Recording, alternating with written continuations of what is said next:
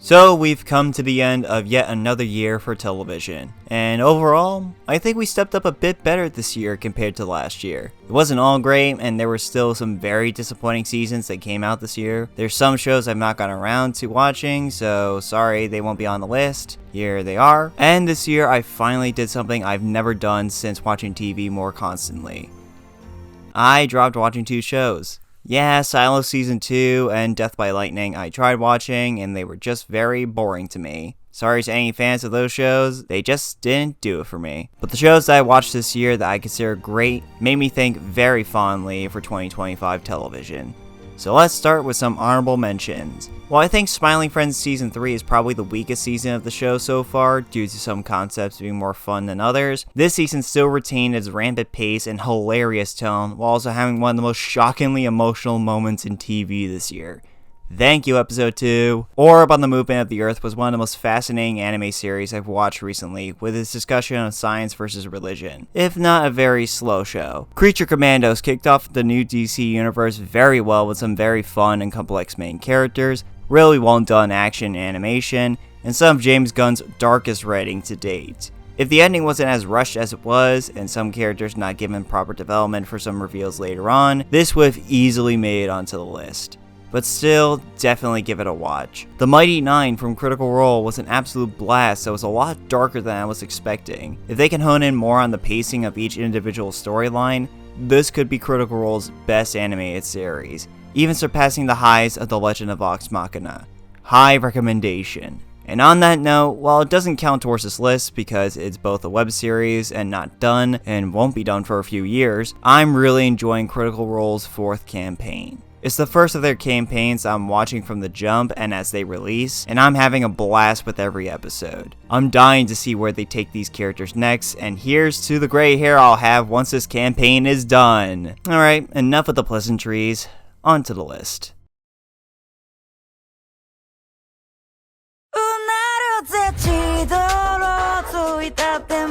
Last year, anime received a cultural juggernaut with Dandadan Season 1, which was one of the most thrilling and hilarious series to spawn from the medium in a while. It was weird, fun, heartfelt, and moving all at once, and that continued this year with Season 2, which I might actually say was even better than the first. I just found the relationships between each character more centrally focused and well-rounded in this season, especially between Momo and Okaran, who, simply put, are one of the best couples in all of anime. Sure, they're not officially together yet, but we all know what's up, and it's just so adorable. Their personalities match so well together, and it's just really sweet to see them grow because of each other. Both of the grannies were a delight as usual. Ira is hilariously naive, and I'm so sorry for calling Gigi annoying in Season 1, because this season totally made him possibly my new favorite character to follow. He's all at once funny, nice, supportive, a bit of an airhead, trusting to a fault,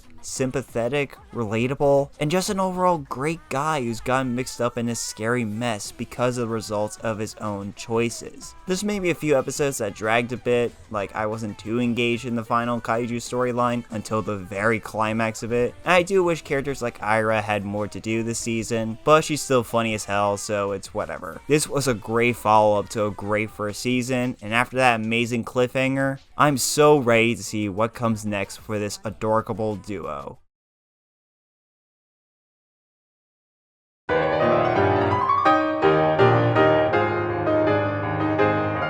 I'm not usually into many comedy series, especially live action ones, but this year has some really good ones. And to start, we have The Studio, starring Seth Rogen. I'll admit, his comedy has grown on me over time. I'm just not a massive fan of stoner comedies, but this show surprised the hell out of me at how well the satire of Hollywood elites making stupid decisions worked for me. The many ideas that are tackled in each episode regarding how films under the studio system are made are both hilarious and pretty insightful. The Kool-Aid Man movie episode is just so fucking funny, especially how it ends. There's some episodes where the problems and concepts the characters are handling are both used in the episodes themselves, like having a noir vibe to an episode where the characters are investigating the whereabouts of this missing film reel, or having an episode where the characters are trying to get a oneer done while the episode itself is shot as a oneer. It's a really fun and creative show, and my only gripe being just some episodes and characters I found more fun and compelling than others. Overall, this this was probably the most fun I've had with a live action show this year, and I definitely recommend it.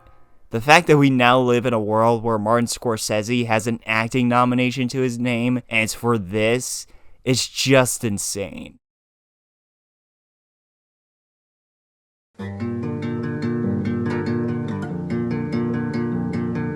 So, yeah, this is quite the left turn from what came before. Over the years, I've seen my fair share of anime series. Some fun, some wacky, some clever, and even some that moved me in ways I cannot describe. But never have I seen one that I could say disturbed me. There have been some anime movies like Perfect Blue and Grave of the Fireflies, but never have I watched an anime series that gave me that same visceral feeling those movies had in store. Then I watched Takupi's Original Sin. It's about a girl named Shizuka who's brutally bullied at school and eventually meets an interdimensional imp named Takupi, whose main goal on Earth is to make Shizuka smile. And I'll just leave the synopsis there, as there's way more that's going on here, and some plot developments that genuinely shook me to my core. Don't let the artwork and idea of this cute little Kirby looking creature fool you. This is not a show made for kids. It is bleak, uncompromising, and in many ways, realistic, even with some of these fantastical characters and devices. It deals in topics such as child abuse, bullying, suicide, homicide, and even animal abuse. Yet, it all feels necessary to tell this story that shows how being overwhelmingly positive can cause you to lose sight of the hurt another person is truly going through, and how that attitude can lead to even worse consequences for everyone involved. The journey that Takupi goes on is one of self-realization, and opening his eyes to what the world can take from people. The story is truly haunting, but also deeply moving, and this is all made better by the filmmaking, especially the art direction and editing. There's multiple scenes with very little dialogue, only centering on the character's state of being, and the way the creative team uses the art of film to its advantage makes those scenes the standouts of the show. There's one match cut on a character's face in episode 1 that still remains one of the most disturbing cuts I've seen all year. It does run into some tonal issues in the middle of the season at points, but I can also see the purpose it has to what comes later on. If you could stomach all the things I've stated before, and you want a brilliant and engaging narrative, please check this show out. I can't recommend it enough.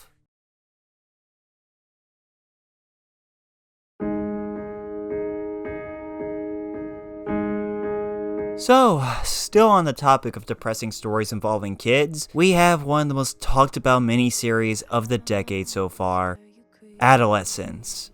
This really spawned out of nowhere in the same vein that last year's Baby Reindeer did, and took the whole world by storm. It follows the investigation of a young boy named Jamie as he's suspected of murdering one of his female classmates. It's a dark and heavy show that discusses themes of masculinity and the way it can be manipulated by certain groups online, and the failures of parenthood and how much blame they deserve in situations like this. It has some truly standout performances from this year, including maybe the best child performance I've seen on TV with Owen Cooper as Jamie. This kid was only 14 when they filmed this show and provides so many differing emotions in every scene he's in, especially in episode 3, which is up there as the best episode of television this whole year. Oh, and how could I forget about the filmmaking? If there was anything about the show that made it a must-watch for people besides just the basic concept, it was the novelty of every episode looking like it's all shot in one long take. Yes, this show really consists of only 4 shots throughout its whole run, and even though there's definitely some editing work to splice some scenes together, you really can't tell because it flows so seamlessly. This 4-episode miniseries was just incredible, with very few things to actually level against it. I think because there are shows that are longer and have more stories to tackle that I just cater to them more, but still, this is a true must-watch for this year, and one of the best shows on Netflix, / Warner Brothers, / Paramount, / I don't know anymore. Wake me up inside, wake me up inside. God, I miss this show. Nathan Fielder is just on another plane of existence with how he creates his shows. I was mesmerized by season 1, especially for how personal it felt, making it hard to tell if it was scripted or not, and that line became even more blurred with this season. If the first season was Fielder examining concepts of love and family, this season was him examining what it means to want to inspire change. That core conceit creates a much grander experience than before, and also an even more hilarious one. Like, there's scenarios and experiments that Fielder puts both himself and others through that make for some of the most uncomfortable but also funniest moments on TV all year. That episode centering around Sully was just pure gold. And this has a finale that actually made me gasp at what Fielder was even considering doing, let alone actually doing it. Not much else to say, this was just a truly captivating season of television, and further proof that the universe is telling me to finally watch Nathan For You. I am very sorry.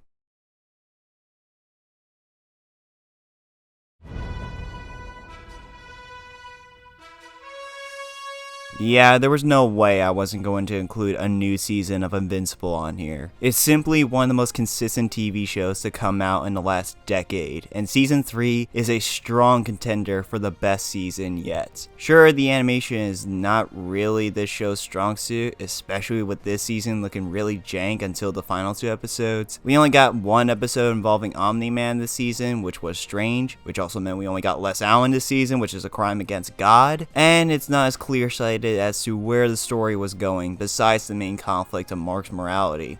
But with that said, what comes from that element in the story is still some of the most thrilling, entertaining, tense, and engrossing material I've watched all year. Discussions on who was more in the right between Mark and Cecil was fascinating. If you ask me, Cecil was the correct choice. The arc for Rex became one of the show's most dynamic and satisfying. The individual villains we meet this season were well developed and incredibly entertaining to watch. And while not every episode this season wowed me quite like how season 1 had going for it, the final 2 episodes of this season is the best Invincible content we've gotten so far.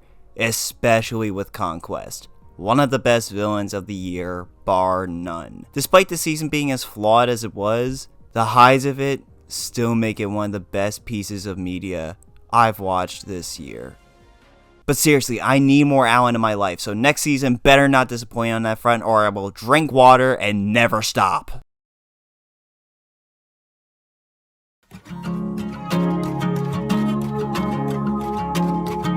I'm not a big medical drama guy. A lot of them just feel too similar to one another and can fall into some really cheesy soap opera tropes that just aren't my thing. Also, they're long as f***. Look how long General Hospital has been going on. What the f***? So I didn't really think much of The Pit when it first started releasing episodes, even with the fantastic word of mouth. But hearing that this is a show that plays out in real time and each episode is just an hour of these characters' shifts did pique my interest. So I sat down to watch it, and it was easily one of the fastest binges of a show I've ever had. It took over an entire weekend in the summer for me, and I just couldn't get enough of it. Sure, it's not the flashiest looking show on this list, it didn't blow me away on cinematography or direction level, but it makes up for it in how it was edited, how it was paced, how it was performed, and how it was written. Every minute of it was just so riveting and chaotic. You learn about these characters fast, and yet it doesn't feel like any of them lost any time to develop. Throughout this chaotic shift, they grow with every procedure and incident. They all have distinctive personalities and goals that make them all so fascinating to watch, and the performances sell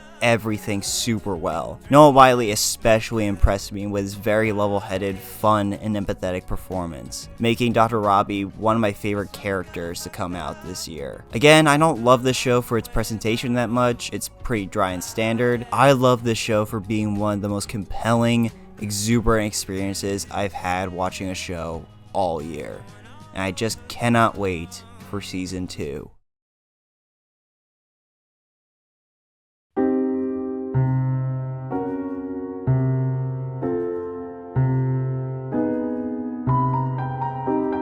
Honestly, the beginning of this year was one of the best times to watch new TV, with watching Adolescence, Invincible, and Severance all around the same time. And the best of the bunch was absolutely Severance Season 2. I watched Season 1 right as Season 2 was airing, and I was blown away by basically everything that season had.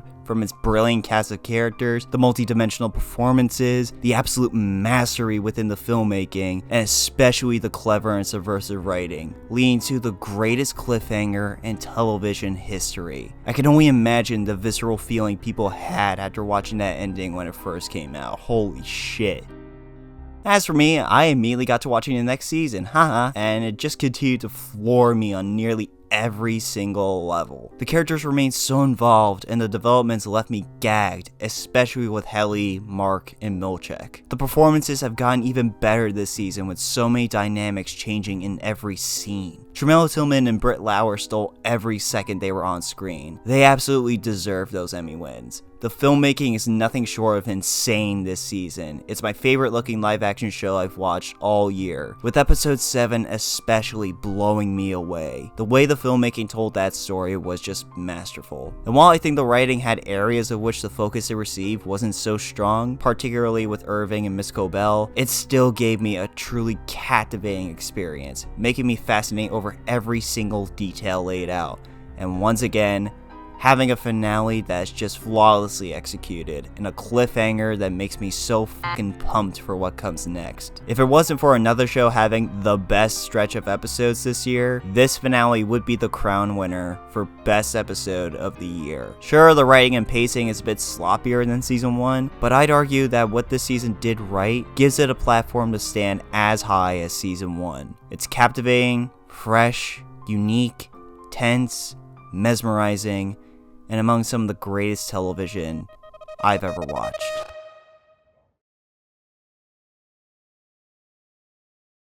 In a year where we got prestigious shows about the inner workings of the Hollywood system, the ruining of a child's innocence, the life-changing stress that comes from one's workplace and goals they strive for, a superhero show more concerned about analyzing one's humanity and morals than bombast, and it's a realist take on corporate control and the need to feel any semblance of freedom, somehow, the one to stand tall amongst them all is a show taking place in a galaxy far, far away.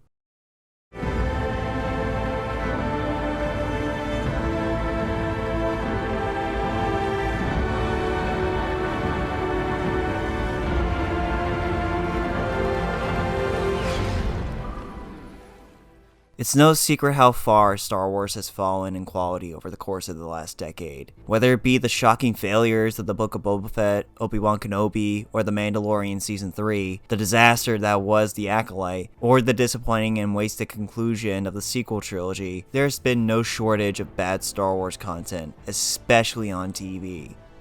But in the midst of this overwhelming mediocrity, there was a bright spark shining through, and it was a little show called Andor. Season 1 came out and quickly became one of the most thorough and exhilarating pieces of Star Wars ever made, with its look at what occupation can lead to when the need to rebel for freedom sparks within people from multiple different perspectives, with some of the most layered and interesting characters in the franchise, while also reinventing others to become some of the best. It's aged so well over the last 3 years, and I regret putting it that low on my best of the year list for how much it changed my viewpoint of Star Wars. I put Stranger Things over it, I forgot. Oh, I'm dead. And while I still held my doubts for season 2, considering it was delayed because of the strikes and they'd condensed 4 extra seasons into 1, after all was said and done, I knew I shouldn't have ever doubted the talents of Tony Gilroy and the rest of this team. This season is remarkable, nearly flawless in both its writing and filmmaking, packing so many hard-hitting story and character developments, and was a highly satisfying conclusion that made the stories they came after even better. Yes, it does feel a bit overstuffed, and it doesn't have the time to flesh out every bit of the story it wants to tell, mainly taking a look at the aftermath of some major events for characters and how it all affected them. There was one storyline in the beginning that I thought was totally dissonant from the rest of the events happening, and there was one death scene that I thought was pretty clumsy in its execution, even if it still maintained its intended effect. But I could barely say that those issues even left the slightest dent on an otherwise masterful season of television. What the season lacks in consistent pacing, it makes up for in exhilarating tension. The build up to certain events was meticulous and purposeful. The writing team had major confidence and trust in their audience to be patient and engage with the material, so that it makes the payoffs to everything built up feel more earned and satisfying. The way events played out in this season, both in the writing and presentation, makes for some of the year's greatest moments in any medium. The dialogue is so layered and poetic, something I can't say for any other Star Wars product. I like sand. And this show still provided some of the best characters in all of Star Wars, made even better by the performances. Diego Luna made Cassian a far more tragic, sympathetic, and rootable character than he was in Rogue One. I now look at him in that film in a more well-rounded way. Stellan Skarsgård gave a truly legendary performance here, and helped shape one of the franchise's most complex and fleshed out characters with Luthen. Kyle Soller was super underrated in the show, and he made Cyril Karn quite possibly my favorite character arc to follow along for most of this season. Denise Goth played Dedra so venomously and hateably, but you can't help but keep your eyes fixed on her even when she makes some truly horrific choices. And Genevieve O'Reilly finally gets her chance to leave her mark in this franchise with a performance and character with so many layers of humanity and heartache. And her arc is a contender for the best in the whole show, especially with her Emmy-winning speech in episode 9. I think episodes 8 through 10 are the best stretch of content from the show because of the incredible writing and the story and characters. And episode 8, Who Are You, in particular, is in my opinion the best episode of television this year. An episode that could be called this decade's Red Wedding, considering how everything from the show has been leading to this one intense sequence of chaos and tragedy. And most importantly, this season stuck the landing with its ending that perfectly ties into Rogue One, but also provides a deeply moving story of remembering who and what came before, leading these characters to where they are now.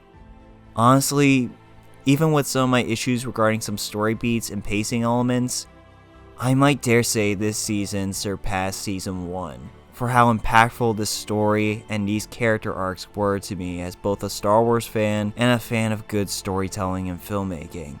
This season and this show just blew me away, and even if my love for Star Wars still wanes, and I still remain skeptical with every project that gets announced, I can say that throughout all the darkness that came out during this time, there was at least one spark that burned very brightly.